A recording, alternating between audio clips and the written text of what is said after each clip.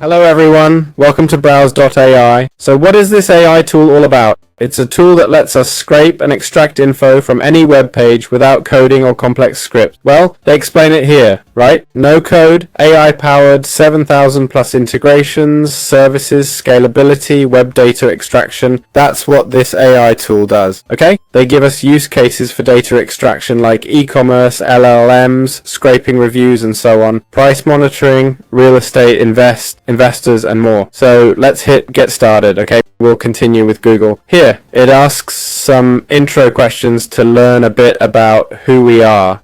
And now we're inside the tool itself. Alright, we have robots, workspaces, API, billing, okay? We get 50 free credits in workspaces. It's that simple. Very well. How does Browse.ai work, and how can we extract structured data or monitor site changes? Well, basically we're going to extract data information and we'll use a link, say from YouTube, right? Let's see what info it pulls. I've chosen this video, for example, okay, you've got 375 subscribers, it's by Spatial Nodes, blah blah blah. I don't know which channel it is, huh?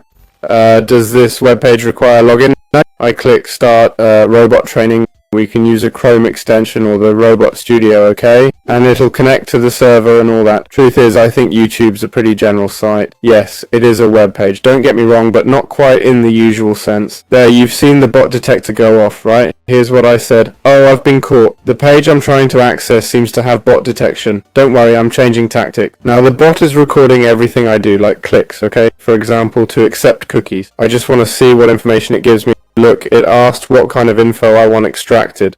I clicked on capture text, okay? And what type of information do you want extracted? Well, just text. Now I have to select what to extract. For instance, I want the title extracted, visible text. I want the name and subscriber count, also visible text.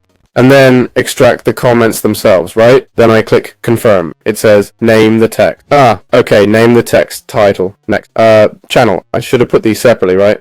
And here, comments. Okay, so there I have that. And I can click save, alright? Then I just click finish. Now we have the bot trained and ready, okay? We click save video details, and the bot is created. That was quick and easy, wasn't it? Plus, it only charges 1 credit per task, which is pretty good.